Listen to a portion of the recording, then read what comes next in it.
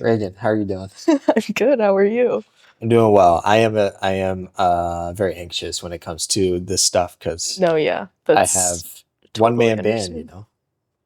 Yeah. um, which you have a full band, which we'll get into. But my first question is always my favorite, second favorite. Who are you? Wow. You're really doing it. No, I'm just kidding. Yeah, you Um, really researched. no, I'm just joking. How do people normally answer that? It's kind of spectrum, to be honest. It's gone anywhere from like I'm an anomaly Oh, and like going super deep, to like, I'm a artist or whatever. so real. I'm an artist as well. And an anomaly. Yeah, Yeah, I would agree with that. love it. Love it. Um, okay, so you're an artist, musical artist. How would you describe your music? Um, Probably like the recent stuff is very like pop jazz Mm, type. A lot of people have said I sound like Nora Jones, mm, which is cool. I like yeah, Nora Jones. legend. She's awesome. Yeah. I don't know. Huh? Yeah, I mean, I would agree with that. Um, I mean, let's jump right into it because I do have a lot of notes on your music specifically. Um, Cool. so as I mentioned, I went through your discography, starting with Pico. Pico is the first one, right? Yeah. At least on like Spotify, Hmm. all the way to Keep It Boring Girl. Um, which for this interview we're going to keep it not boring. We'll see. We'll see. Challenge accepted. um so I think the interesting thing that I observed from that exploration from beginning to now is like a couple things. One is the through line is very emotional storytelling narrative, like honest lyrics and songs. Mm. Hmm. And that starts from Pico all the way to Olivia, which is the last song on the new album. Um, the thing with Pico that I found really fascinating is like the music and like quality of the audio is also super raw. Yeah. So like it matches the lyrics in a very strong way. I love that. Yeah, at least I mean even to the point where I think in the first song, like there's a couple times where you can hear either you're bumping into the mic or like Yeah, yeah. okay, so that's what it was. I mean, I don't even, well, probably. I just recorded that like myself in my room, so it's not really the quality is low, Yeah. but it's cool. Yeah, no, I loved it. I guess my question is like, uh, what was like the strong urge or motivation for you to say, I don't care like where I'm at, I'm gonna record this thing because I have something to say and I want to put it up. Where did that come from? I think it's just that I've always written music and I was graduating high school at the time and I was like, this is what I want to do. I don't know. I think it was just kind of like setting a trajectory for myself because I hadn't found like I always thought I was going to go to college and then that I looked at like so many colleges at that time and I was like really hoping that that would work out for me and I just like never found anything that was going to like help me at any of them. And so I think for me it was just kind of like a I guess like setting up a path Mm, for myself and like yeah, just putting things out there so that it wasn't scary later. mm. Did Yeah. you find it scary before you put that out? No, and honestly, like I don't know if I really thought that much about it. It was just kind of like obviously I'm going to do this. And then later when I had kind of like picked apart Pico, then I was like, "Oh, maybe this should have never come out." Really? Yeah, and like I don't know. Honestly, I'm probably just like listening to the wrong people, but I mean, deep down, I think it's really cool that I did that and Yeah. that it's like raw and Yeah. that it's out there. But Yeah. sometimes it's a little embarrassing, Mm, but it's also cool. yeah. So I don't know. I mean, just to clarify, I wasn't saying that. I didn't. No, I'm not Okay. offended at all. Okay. No, I've heard much worse about it.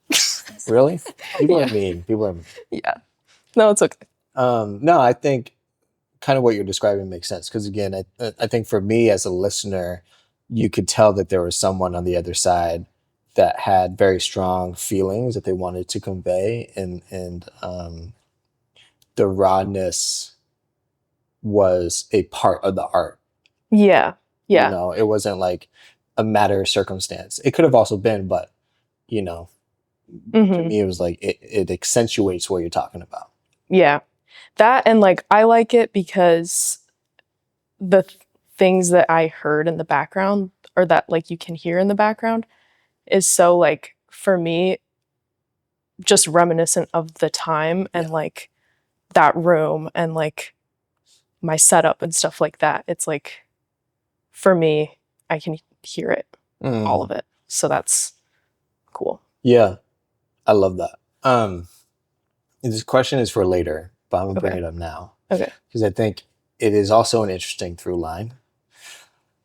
So there was this interview. Do you know Rage Against the Machine? Yeah, I couldn't name a song, That's but fine. I know of them.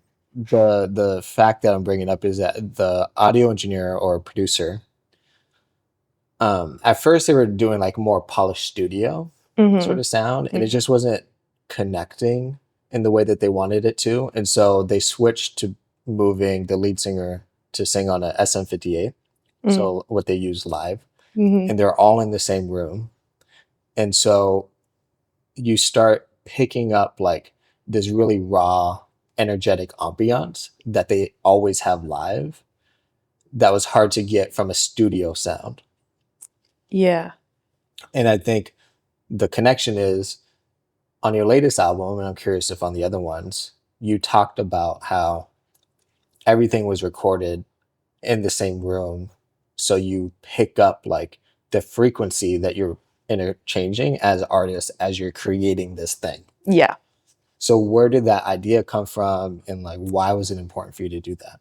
That came from the fact that so I wrote all the songs, and then what I would do is go to my drummer Craig and Rob, my keyboard player, give it to them. They would write their parts, and since we started playing, we've just had shows like every month. So it would be like basically we've been playing those songs for like a couple years. Oh wow. And so by the time I was like, okay, I think I have enough songs here, like we can start recording an album, we have been like very well practiced in the songs, and they've evolved because of how often we've played them together. So yeah, the idea just came to like play it all together in the same room. And also like I love just like vintage recordings and stuff like that. And so that was another idea, was that it would be kind of like a vintage recording, and the fact that it's jazz kind of brought that idea as well. But actually when we recorded Snowfall, that was kind of like the test for that. And my friend Abby came in, she played piano on that, and then Rob played bass, I'm pretty sure, and then Craig on the drums. And that recording was like when we realized like, oh, we can like create magic in one room. And like, yeah, I don't know, it's just interesting. Like you get so many takes and then you just know which one was the one that like gelled.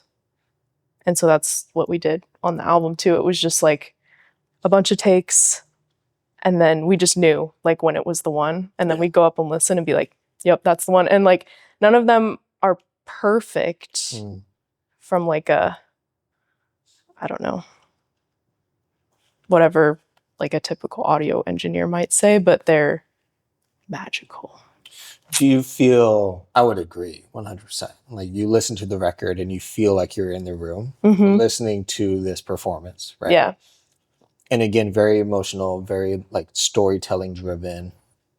Do you feel like that like balance of practice but not perfect is part of your ethos as an artist, right? Coming from I'm in a room and I have something to say to I'm in another room and we practiced it, but we're not going to focus on it being perfect. I think so. Yeah. I never like have thought about that consciously, but I think now that you're like pointing out Pico and just like I think when I'm working and I'm not thinking about what other people think, that is usually how it comes out. Like Yeah. I just kind of lay it out and it just like is what it is. And luckily people like that. So Yeah. that works. But yeah. Yeah. Is there anything about one of the songs that come to mind where it was written in one way and then you went off and performed it, or even within the studio or where you recorded it, it changed because it just felt right? Um Actually Orpheus and Eurydice I wrote on the piano and like I was doing some weird like rhythm thing and when I gave it to Rob I was like trying to describe like what I wanted and he was doing it and then I was like this is just too busy and then I ended up taking over that part on guitar and then piano was like more free to do the cool stuff that it does. Mm-hmm. So that was kind of an interesting thing with the writing. Mm-hmm.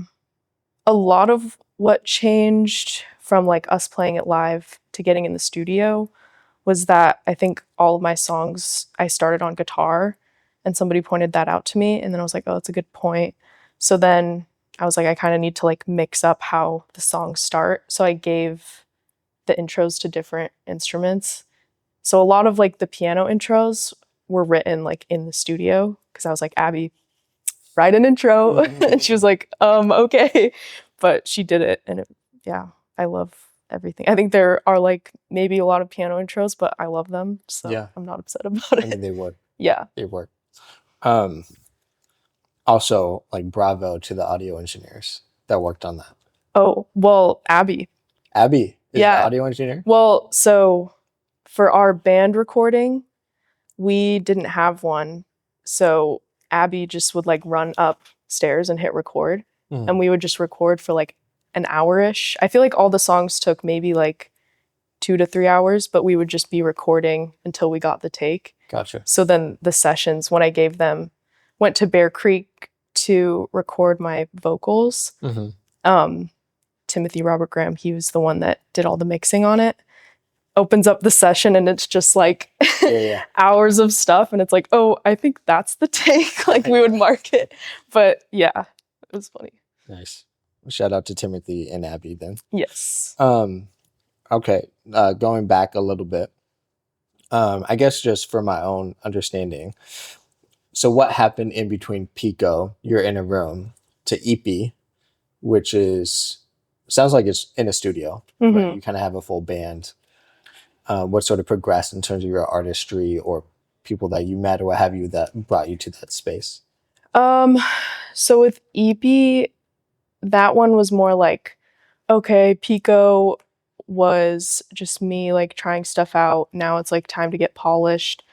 And I feel like that whole experience was me. Like when I look back, it doesn't feel very fun because it was just me in the studio alone a lot trying to like come up with parts for this song. And Craig was on that album. He did all of the drumming on that. And then, yeah, so it wasn't, the songs weren't fleshed out before recording. It was like song and then like building up the production from there. And I know that's pretty common, but I don't know. I think for that, it was hard because I had lived with some of those songs without them being produced for so long. So then like trying to find like layers was sometimes fun, but sometimes it was like, this doesn't belong here, but like, oh, I have to have this instrument on here. And so then I'm like, I don't know. It was a lot of trying to like make things work that didn't. And I feel like I was like just beating myself for like just so many things, and I was just like in the studio for way too long. I feel like so. There's parts of it that I would take, and parts of it that I wouldn't. But it's definitely a middle child for sure. Yeah. Like, I mean, it's a growth moment. yeah. Right. Yeah. I do feel like it was the one where you're starting to explore the sound that you've adopted now. Yeah. I could definitely see that. And sure. did that part of that come from meeting Greg and like working with him, or where did that sort of evolve from? Yeah, I feel like it definitely is Craig influenced, because like with EP, like I said, I had those songs already written, and I had been like, they're in my head a certain way. So then he only has, and they're also very like singer-songwritery, which there's nothing wrong with that, but then like he only had so much to do on it, and he's like such a good drummer. So I think that kind of inspired me to write in a way where he could like explore more parts, and like we could kind of go farther with it. And also he's super jazzy, and I love jazz, but I never thought that what I was writing was very jazzy. And yeah, he had said that like my music was, or somebody said that EP was like a little bit jazzy, and I was like, I could take that farther maybe. So I think that's kind of where Keep It Boring came from. Yeah. Did your approach in terms of writing the songs change for Keep It Boring? Or maybe you were working more with people at the time of writing? Yeah, I feel like my writing didn't change because I was still doing it alone. But I brought people on quicker. So then it wasn't like I was living with it as like the beginning stages for too long. It got passed off pretty quickly. So then it was like it could grow with everybody. Yeah. I mean, the demo-itis is like super real. Super real. Yeah. Super real. That's true. Yeah, I'm making an album right now. I'm going through the exact same thing of like, I know I need to change this, but I'm so used to it that once I change it, I know I'm going to hate it for a while. Yeah. You know? Yeah, and then you don't know if you hate it because it's wrong or if it's just you. Yeah. Okay, I do want to make a quick go back to I think EP. Okay. Before we jump into Keep It Boring Girl. Okay. First, Social Suicide and Witches share the same melody and instrumentation for the most part. Am I crazy? Thought about that. Okay. Or is maybe I'm crazy? No, it's fine. Does. Are you crazy though? Am I crazy? That's one of my other questions. Yeah. So I mean, like, one, to me, it makes me feel like those two songs are related in some way, which makes sense. Like a witch coming out as a witch commits social suicide. Right? So I didn't know if that was a connection, but I guess my question to you is like, what was sort of the thinking behind making a relation there? Or was there one, like an intentionality between them? I didn't have any intention of them relating, but I totally see what you're talking about, and I think that's cool. Social suicide was kind of like, in my head, me saying that like, if I couldn't do music or whatever, or like if music didn't work out for me, like I don't know what I would do. And I would rather die than not do what I'm doing. And then witches, I feel like I can see that thread, because I feel like part of it, and I feel like I'm not going to explain this right. It's fine. But yeah, I feel like there's like death involved in that too, that I was also kind of trying to portray, which, like you said, like being a witch, or like openly being a witch, is like, there's like a faith there, I guess. Yeah. So I don't know if that really not as much made any sense. Maybe in like Pacific Northwest. Now it's like sure. Cool. Yeah. Yeah, witchy pop, and like there's a witch hip hop guy now, and that's sick. Yeah. Yeah, I just thought it like threw me off. I was like, oh, is this the same song?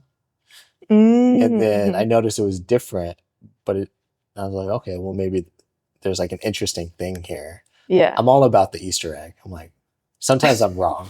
I'm like, no, No, that's just, cool. yeah. Well, and Witches is like when I wrote it, I had just watched that witch movie. Hocus Pocus, No, it's like Blair Witch Project. the 90s one, and they're like evil. They Oh, start out as friends, oh, and then they turn on the one girl. Mean Dang. Girls. I hate that I Mean can't Witches. remember. The Craft. Oh, the crap. Yeah. I had just or watched that, and then I was like, this is so sick. I need to like write a song about witches, and then wrote it pretty quickly. And then after, I was like, oh, this is like about religion. Mm, So yeah, that's interesting. yeah, Your song is about religion? yeah. I think so. Yeah, I grew up Mormon, so Are you still Mormon? no. No. Okay. Ex-Mormon. Yeah. Um, did that happen recently, or did that evolve over time? Not being Mormon. Yeah. Or yeah, I mean, it was kind of like after high school. Mm. Then I ended up leaving. But yeah, I think like the metaphor of like, I don't know, maybe I don't even know what I was saying. Mm. But I think like, I guess when I think about like witches, it feels very like feminine. Mm. And that's something that like, at least growing up, was very like beat down. Mm-hmm. And yeah, I think it was kind of like, well, and also like being a witch, you get killed, you're a woman. There's something there. I don't know if that makes any sense. You're like, There's I'm onto something. Let me cook. Let me cook. Anyways, I wrote the song, but whatever. Gotcha. I was gonna say, now that you mention it, like the focus on femininity empowerment makes sense, because I feel like if I think about it, your music has like this very strong feminine energy, but from like a position of power perspective, even if some of the songs may be sad to start or like originate from a certain place. Like it reminds me a lot of like a Adele, Amy Winehouse, in terms of that, like using the position of women in jazz to showcase the strength of women. Does that make sense? For sure. And I like hadn't ever thought that about myself until Keep It Boring and until it was out. And then like listening down, I was like, oh wow, like actually a lot of these songs are like pretty centered on like femininity and like everything that that means. And I feel like in shows, I would kind of say like, this is about being a woman, but I didn't really know like what that meant. And I still don't really know, other than like, I'm a woman, so I kind of know what that's like, I guess. Yeah. But I don't always know what I'm saying about it. But I like that like that's something that's come up as like a thread through my songwriting. Yeah. So yeah, for sure. Okay. Let's jump.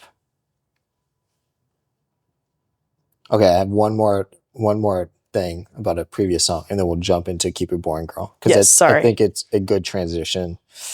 Or at least for me, it was when I think the song that I heard in listening to your discography, where I'm like, oh, this is where I think they started to understand their sound. Do you know what song I'm talking about? Well, I don't want to guess and be wrong. So you tell me and I'll tell you if I was right. Fallen. Oh, I was not thinking that. No? That's really funny because none of the band was on that song. Really? Yeah.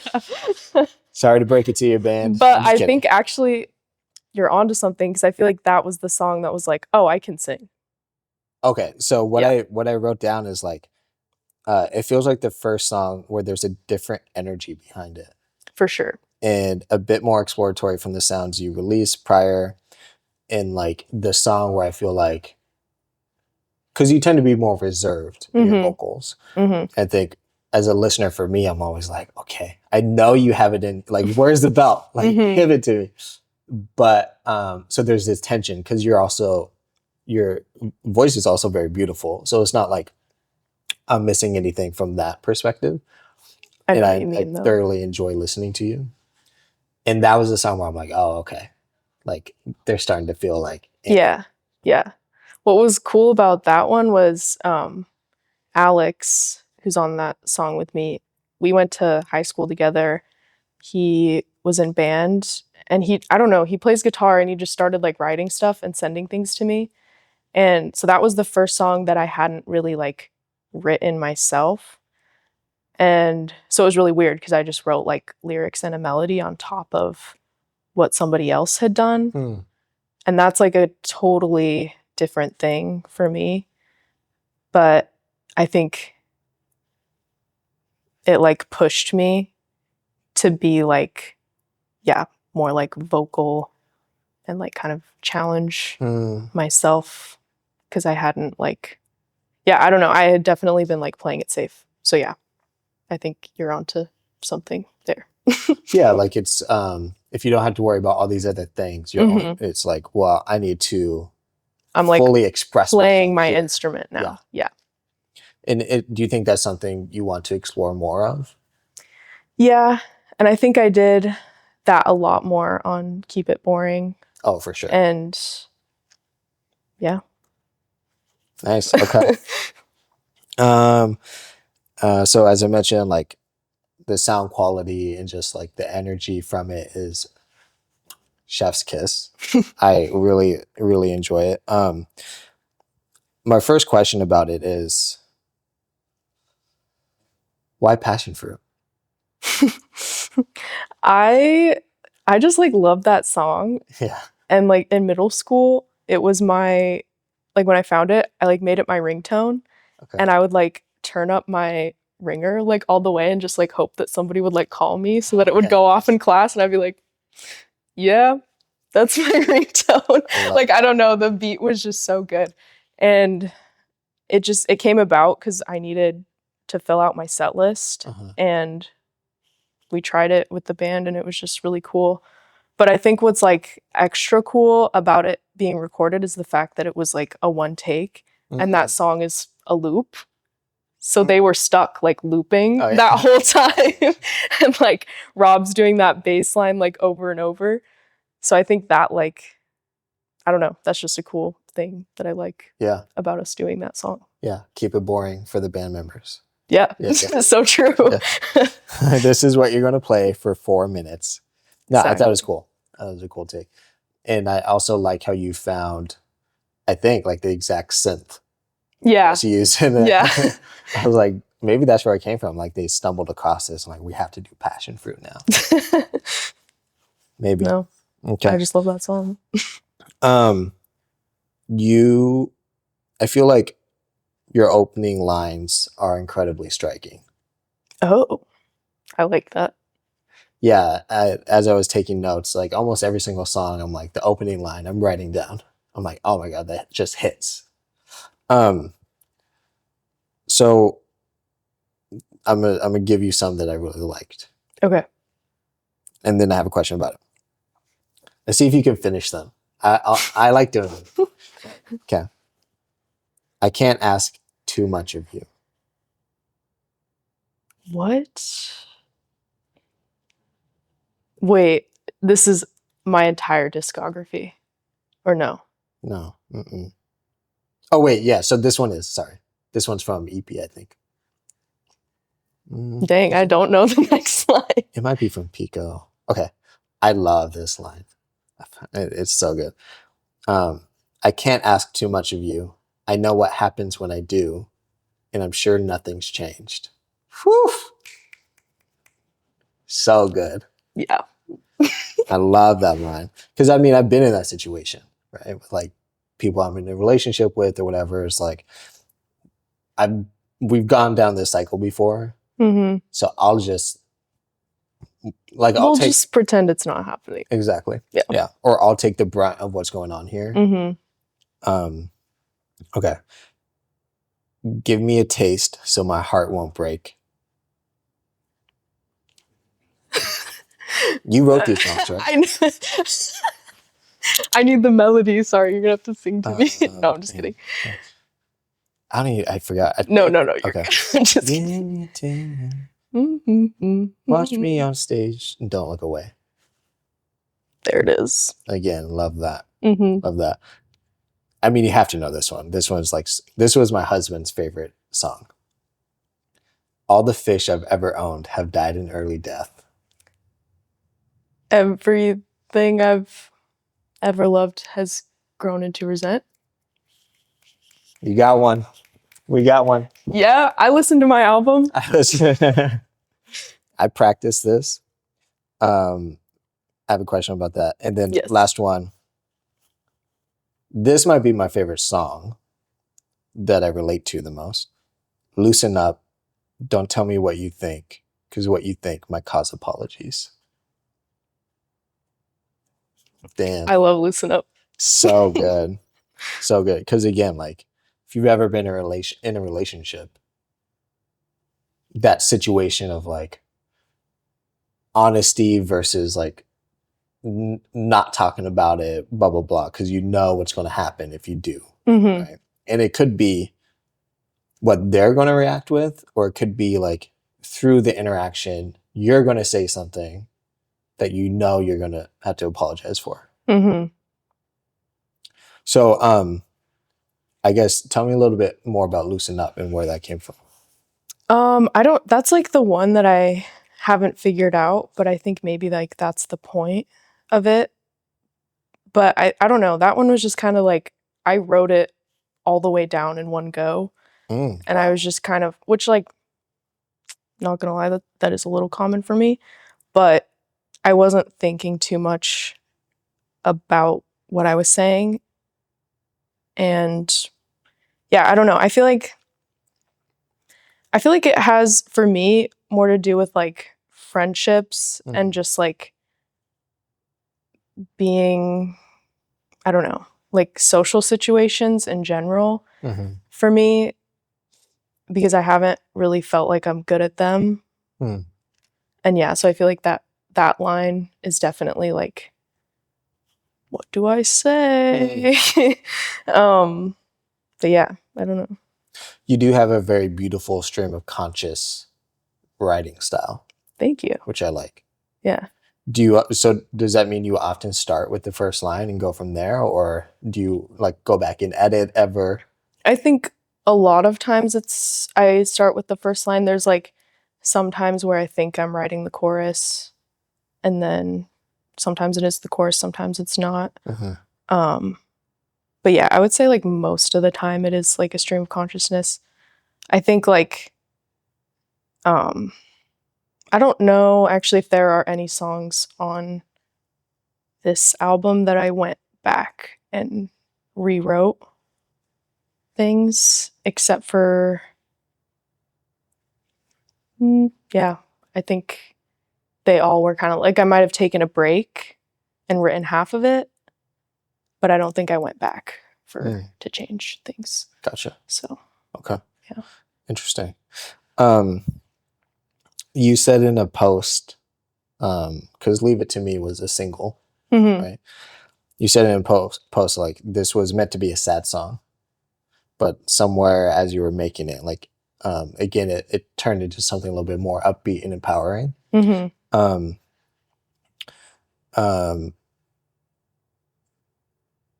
Okay, that's one question. Sorry, I had like another note, but we already talked about it. So do you feel like naturally you gravitate towards the more like sad-ish vibe as you're writing, and then they become something else, or like what's sort of your inclination when it comes to those sort of things? Yeah, I feel like naturally I write like very seriously, but they end up being whatever they want to be, honestly. So yeah, I think like, yeah, my vibe writing, I'm very like this is going to be a serious one. Yeah. And everybody's going to cry. Yeah. And then, Yeah. and then at the end, it's like, actually, I'm a happy one. Yeah. So I don't know. Yeah. Was there like a strong urge for you to keep Leave It to Me sad? No, I think I just like, when I wrote it, I was sad. And then I don't really know where it changed, but I didn't really force it or anything. I think it just was what it was, and I was wrong. Gotcha. Okay. Okay, so this is like a 2-ish part question. I have 2 more questions. So you seem to write one very honestly, very raw, very stream of conscious, as I mentioned, and oftentimes they're about other people. That almost is your way of reflecting on yourself and trying to understand yourself more. 2 points, or at least 2 examples on Keep It Boring Girl are Olivia, of course. Mm-hmm. And I think Oh Brother. For sure. Yeah. So 2-part question is, I guess it's really just one question. I have tried to dissect Oh Brother. Okay. So we don't have to go into detail if you don't want, but are you talking about your brother? Okay. Yeah. Okay. What else do you want to know? Well, now I just want to know the story. I mean, it seems like a very your way of trying to understand something major that happened, right? There's certain lyrics that you use too that I'm like, well, maybe she's talking about herself. I think I do that anyways. Like I think you're like totally right, and I hadn't thought about that. That I'm like looking at other people and then myself. I think I feel like, oh brother, I'm like talking to him the whole time, but I think there's definitely like a back and forth because like we're siblings, so we have a lot in common. And I don't know, I think siblings can be mirrors, and that's probably why certain things hurt a lot, because I'd probably do that shit. Yeah. So yeah. Gotcha. Do you talk to your brother? No. A little bit, but yeah. Gotcha. Okay. It's a great song. Thank you. It's a great song. I think it was when you said like, I'm a butcher. It was like, I realized I didn't have a brother. And I was like, oh my God. Is this like M. Night Shyamalan? Where you finally like, oh, damn, the brother was fake. But no, apparently that's not what it was. Okay. Imagine. I know. I'm lying right now. I know. There's no brother. You're like committing to the bit. Yeah. We'll actually never know. Yeah. I've been wrong before. Okay. Let me see. Before we get into my final question, is there anything that you wanted to talk about that we didn't? Maybe it's like, I really love this part of the album, and I wish Jacob would ask me about this, or someone. Okay, well, my favorite part of the album is the flute part on Oh Brother. Yeah, love it. But the other thing I was just curious about was like Make It Rain, and your thoughts on that, just because we talked about the whole like femininity thing, and that was the song where I was like, this is a song about being a woman. And again, I still don't know what that means, but when I wrote it, it was like kind of like me trying to reflect like female rage, because that's kind of like where I was at. And yeah, I don't know, I like that song because it's interesting. I feel like it is so like feminine. And I didn't know I could do that, so I'm pretty proud of it. Yeah. So when we were talking about it earlier, that's the one that came to mind. I couldn't remember which song it was, but I remember the lyrics around like, it's like watch or something, the blood dripped down my thighs. And I think you referenced something around like it's either I'm doing this for you, or there's some sort of notion of like describing this role that females maybe are supposed to play, and you're combating that with this song. Is that fair, or am I misunderstanding that? I could see that for sure. Yeah. I Okay. mean, I don't like fully understand it or have like a message other Okay. than yeah. So when you say make it rain, what are you referring to? I don't know, but another thing that was kind of interesting was when I first brought it to like Rob and Craig, Rob was like, "Oh, is this like a song about strippers?" And then I was like, "LOL." And then he was like, "No, like I'm serious. Like it's called Make It Rain." And I was like, "Oh." But I like that too though, because it's like I don't know. Like I think that's cool if it is about strippers, because that's feminine and there's like so much of a story there. Oh yeah, I mean my mind's like racing with through lines. Yeah. Right, because I mean for all intents and purposes, like well, so for all intents and purposes, like people see strippers as like positions of inferiority because they're making assumptions about circumstances. And I'm very close with dancers, as they would like to be called, and I start to realize like, oh no, like they're in the position of power here, Yeah. and they're playing your game because that's what you think you want. You want to feel like you're the one in charge, but in all actuality, like They're winning. They're winning. Yeah. Pretty aggressively. Yeah. And so I do see this interesting, even if it was just the music video, if you ever did one, was like the story of a dancer with these lyrics is like a very strong artistic visual for sure.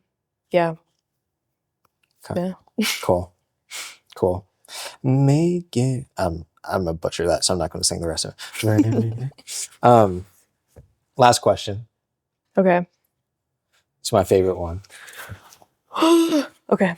It's not that serious. Okay. Sorry. But it's a crowd pleaser. Like people often comment on this one. I love giving flowers to people. Oh, okay. As you now know. Who do you feel like you need to give flowers to?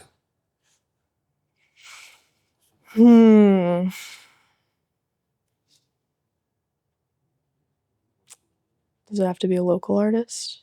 What do people usually say? Now I'm worried. No, it doesn't have to be an artist at all. Just anyone where like in your artistry or life that allows you to be an artist or to express yourself in this way. Who is someone that maybe you haven't expressed gratitude towards that maybe you should? Well, great. Now there's so many people. Okay. Okay. Well, shout out to my fiance's dad, because Dana Gunlock, because he drives me to everything. Hey. And then the one time that I drive myself today, I curb his wheels. We'll cut that out.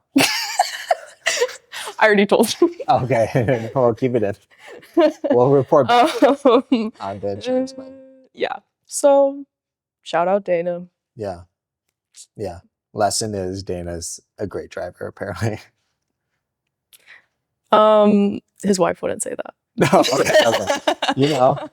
You know. But he probably wouldn't curb his wheels. So there's that. Yeah. Anyways. Shout out Dana. Yeah.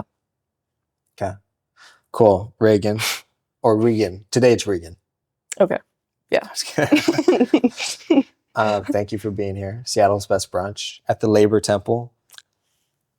I'm like displaying something you'll never see. And yeah, really love the album. Super excited for what you're going to do next. Cannot wait to see you live, because I think you have a couple shows coming up that will be past, I think, by the time this comes out. That's okay. But yeah, keep doing what you're doing. Keep it boring, girl. Exactly. And that's what they're saying. Yeah, which is good. No, I'm just kidding. Okay. On that note, no, I'm just kidding. Peace. Boom. Look at that.